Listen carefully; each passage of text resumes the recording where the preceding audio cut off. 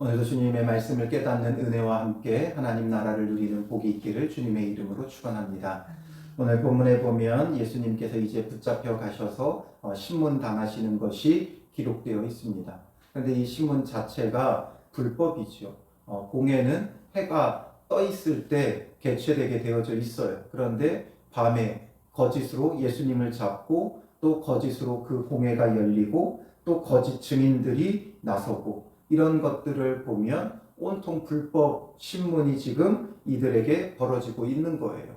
그렇다면 이것은 정말 누구의 잘못입니까?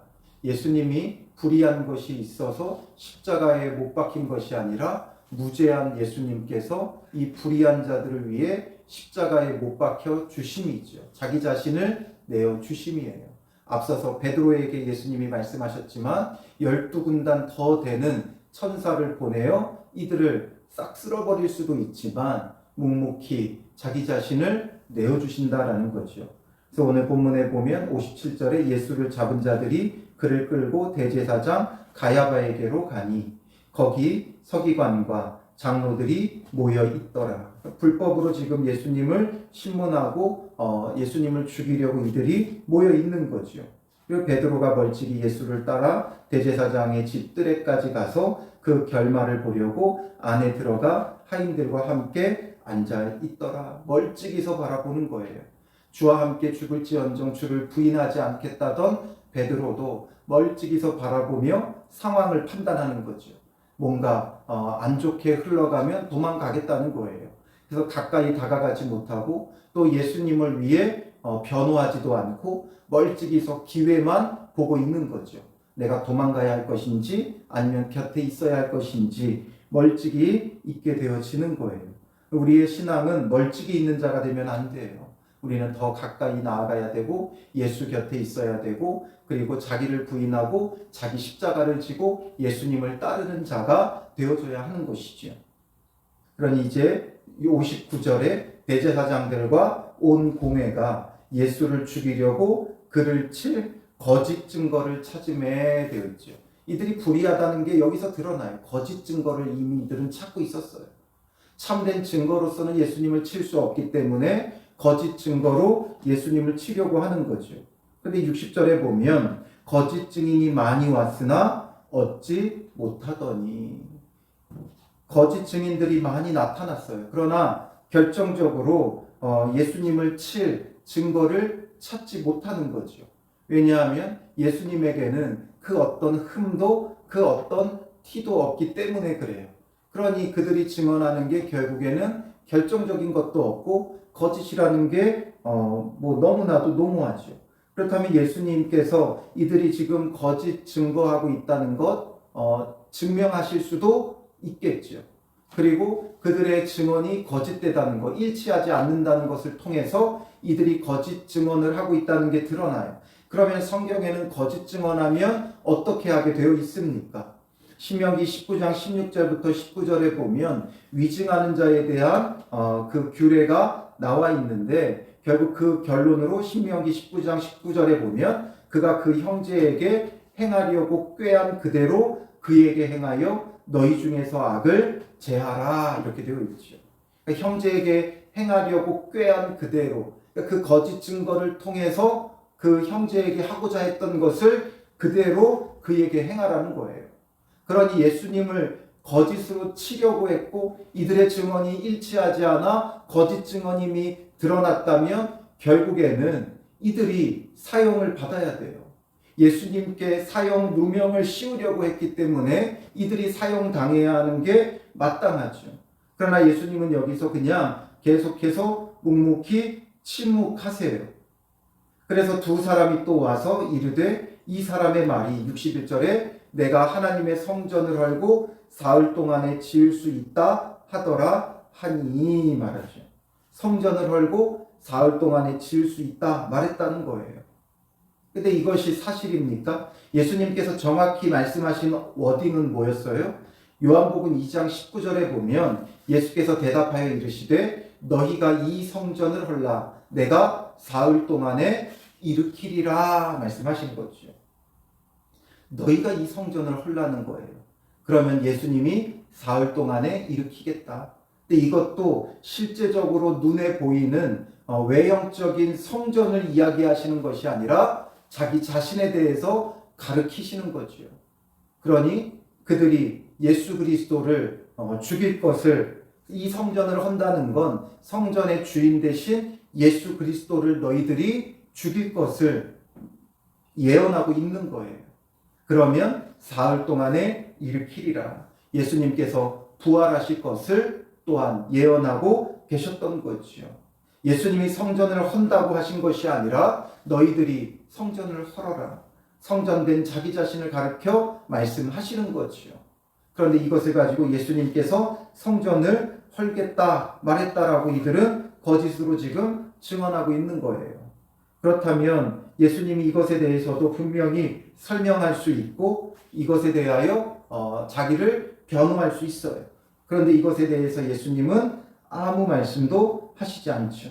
62절에 대제사장이 일어서서 예수께 묻되 아무 대답도 없느냐, 이 사람들이 너를 치는 증거가 어떠하냐 말해요. 왜 아무 대답도 없느냐라는 건 사실상 예수님께 변론의 기회를 주려고 하는 것이 아니라 이것을 통해 예수님께서 무엇을 변론을 하시면 그 말에 대하여 또한 말꼬투리를 잡고자 하는 거죠. 이런 거짓 증언으로는 결정적인 무언가가 없어요. 결정적으로 예수님을 칠 증거가 되지 못해요. 그러니까 예수님의 그 말을 유도신문을 하는 거죠. 유도신문을 해서 결국에는 말꼬리를 잡으려고 하는 간악한 관계가 거기에 있어요. 그러나 예수님은 이것에 대해서 충분히 변호하고 변론할 수 있지만 63절에 보면 어떻게 하세요? 침묵하시거늘 묵묵히 침묵하시는 거죠. 얼마든지 변론할 수 있고 자기 자신의 옳음을 드러내실 수 있죠. 그러나 그렇게 하시지 않아요. 왜 그래요? 성경에 이루어져야 할 일들을 전부 다 이루기 위해서인 거지요. 자기 자신을 위해서가 아니라 이런 일이 있으리라 한 성경을 다 이루기 위해 선지자들의 글을 전부 다 성취하며 참된 우리의 그리스도 구원자가 되시기 위하신 것이지요. 어제도 언급했지만 이사야 53장 7절에 보면 그가 곤욕을 당하여 괴로울 때에도 그의 입을 열지 아니하였으며 마치 도수장으로 끌려가는 어린 양과 털 깎는 자 앞에서 잠잠한 양같이 그의 입을 열지 아니하였도다. 성경의 예언을 그대로 이루시는 거죠. 입을 열지 않으세요. 침묵하며 묵묵히 십자가로 나아가시는 거죠. 그러니 대제사장이 또 말해요. 내가 너로 살아계신 하나님께 맹세하게 하노니 내가 하나님의 아들 그리스도인지 우리에게 말하라 하죠. 그러니 이것에 대해서는 예수님이 말씀하세요. 차라리 여기에도 침묵하시는 게 좋을 텐데 예수님은 이것에 대해서 말씀하시죠. 64절에 내가 말하였느니라. 그러나 내가 너희에게 이르노니 이후에 인자가 권능의 우편에 앉아 있는 것과 하늘 구름을 타고 오는 것을 너희가 보리라. 예수님께서 자기 자신이 하나님의 아들 그리스도이심을 말씀하시죠. 네가 말했다. 너가 말한 그게 맞다라는 거죠. 그러나 내가 너희에게 이르노니 이후에 인자가 권능의 우편에 앉아 있는 것과 하늘 구름을 타고 오는 것을 너희가 보리라. 예수님께서 다시 오실 것을, 재림하실 것을 말씀하고 계시는 거죠. 그러니 대제사장이 자기 옷을 찢으며 그가 신성모독하는 말을 하였으니 어찌 더 증인을 요구하리요. 보라, 너희가 지금 이 신성모독하는 말을 들었도다. 너희 생각은 어떠하냐 물어요. 예수님이 신성모독을 했다. 자기가 하나님의 아들로 칭하고 있다라는 거죠. 다른 누가 이 이야기를 하면 신성모독이 되지만 오직 유일하게 이 말을 해도 신성모독이 되지 않는 분이 있다면 예수님이에요. 왜냐하면 예수님은 하나님의 아들이시니까. 그리스도시기 때문에 하늘 영광의 보좌를 버리고 낮고 낮은 이 땅에 종의 형체로 사람의 몸으로 오신 분이 예수님이기 때문에 유일하게 이 말이 신성모독이 되지 않는 분은 예수님이죠. 예수님을 이들이 바르게 알았다면 그가 하나님의 아들 그리스도이심을 믿고 영접해야 되는 게 마땅해요. 근데 너희 생각은 어떠하냐 말하니까 사람들이 그는 사형에 해당하니라 하고 예수의 얼굴에 침뱉으며 주먹으로 치고 어떤 사람은 손바닥으로 때리며 이르되 그리스도야 우리에게 선지자 노릇을 하라. 너를 친 자가 누구냐 하더라. 너를 친 자가 누구냐? 조롱하고 모욕하는 거죠. 예수님이 이 많은 얼마나 모욕적이셨겠어요. 창조주이신 예수님께서 피조물이 이렇게 지금 사형에 해당한다고 억지로 재판하고 있고 얼굴에 침뱉으며 주먹으로 치고 손바닥으로 때리고 선지자 노릇하라고 하면서 때려놓고 누구냐 하고 있어요. 얼마나 큰 조롱이고 모욕입니까? 예수님께서 얼마든지 하실 수 있지요. 벌떡 일어나 가서 예수님의 친자의 손을 붙들고 이 자가 나를 쳤다 하면서 하실 수도 있지요. 만약 우리라면 어떠했겠어요? 누가 나에게 침을 뱉었다고 하면 우리는 어떤 일이 벌어지겠어요? 묵묵히 그냥 가만히 있을 수 있겠어요? 난리가 나죠. 누가 나를 때리면 주먹으로 치면 어떤 일이 벌어지겠어요? 있을 수 없는 일이죠. 그런데 사람이 하나님의 아들이신 그리스도에게 지금 이렇게 하고 있다는 거죠. 얼마나 큰 모욕입니까? 예수님이 그리스도이심을 인정하지 않는 이들이 예수님께 얼마나 큰 모욕을 행하고 있느냐라는 거예요.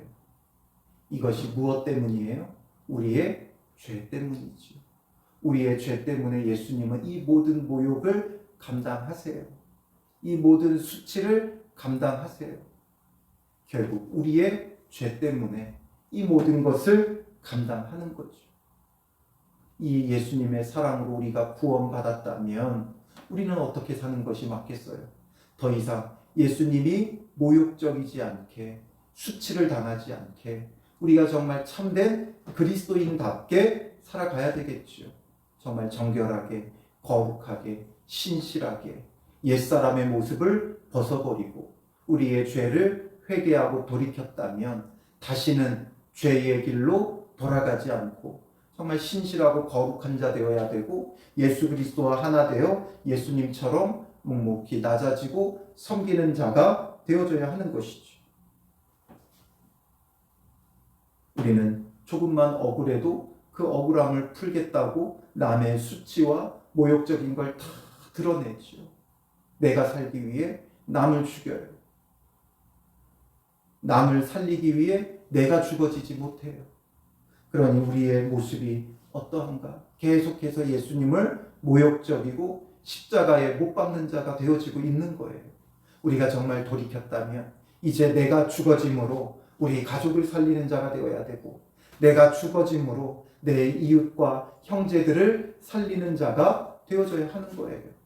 그렇지 않고서는 누구를 살리고 누구를 우리가 위해 정말 복음을 전할 수 있겠어요? 예수님을 계속해서 예수님만 십자가에 죽으라고 하는 우리의 신앙생활이 될 수밖에 없죠. 그러므로 오늘 하루도 우리가 정말 주님 앞에서 예수 그리스도의 십자가의 보혈로서 구원받은 자답게 정말 회개하고 돌이킨 삶, 거룩한 삶, 다시는 범죄치 않는 믿음의 삶을 살고 정말 한 영혼을 살리기 위해 내가 죽어지는 그런 복된 하루가 되시기를 주님의 이름으로 축원합니다. 기도하겠습니다. 살아계신 아버지 하나님, 우리를 위하여 십자가의 모진 고난과 고통뿐만 아니라 수치와 모욕까지 다 감당하셨던 주님, 나를 위해 예수님께서 이렇게 모진 고난을, 수치를, 모욕을 당하셨는데 여전히 돌이키지 못하는 나의 악함을 주님 용서하여 주시옵소서. 우리로 하여금 참으로 회개한 자 되게 하시고 돌이켜 다시는 범죄치 않는 거룩한 믿음의 사람들 되게 하시고 예수 그리스도와 온전히 하나 되어 우리로 하여금 이제 낮아지고 죽어지는 자 되어 내가 죽어짐으로 우리 가족을 살리는 자 되게 하시고 내가 죽어짐으로 우리 이웃을 살리는 자 되게 하시고 내가 죽어짐으로 믿지 않는 영혼들을 살리는 그런 복 있는 삶이 될 수 있도록 인도하여 주시옵소서. 오늘도 예수 그리스도와 온전히 하나 된 자 되어 그와 같은 모양으로 연합하여 죽고 그와 같은 모양으로 연합하여 다시 사는 은혜가 우리 삶 가운데 있게 하여 주실 줄 믿사오며 예수님의 이름으로 기도합니다. 아멘.